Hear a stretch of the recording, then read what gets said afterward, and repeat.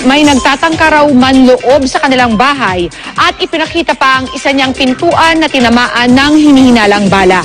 May chika si Nelson Canlas. Tinungo ng GMA News ang bahay ni Claudine Barreto. Ang bungad ng aktres, buhay na buhay daw siya. Patungkol ito sa malisyosang viral post kahapon sa social media na nagsasabing namatay daw siya dahil sa overdose. Meron na nga Claudine na heart attack. Isa naman na stroke. Sana masaya kayo sa ginagawa ninyo. Pinapahaba niyo lang yung buhay ko.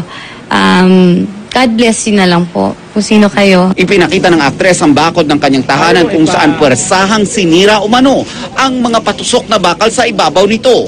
May nakita rin siyang hagdan sa ilalim kaya't duda niya may gustong manloob sa kanila. I don't understand why other people think na like si Raymart akala niya siya yung pinatatamaan ko.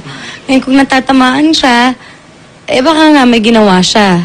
Pero for the record, I never said it was him. I never even thought, it never even crossed my mind na siya yun. Dahil mga anak niya yung involved eh. Ipinakita rin ni Claudine ang makapal na glass door sa kanyang beranda. Ang kanyang suspetsa na basag ito dahil natamaan ng bala o isang matigas na bagay. At hindi raw mukhang aksidente ang nangyari. Labis daw siyang nag-aalala para sa kanyang mga anak. Hindi ko po napabayaan mga anak ko, I'm very vigilant. Sa kwento ni Claudine, May 8 ng gabi nasa beranda siya at nagpapahangin nang biglang nabasag ang salamin. Agad daw silang nagpapunta ng security personnel ng kanilang village para imbestigahan ang pangyayari. Kanina nag-issue ng statement ang security office ng kanilang village na nagsasabing may narinig silang gunshots nung gabing yun at naisumite na nila ang report sa pulisya.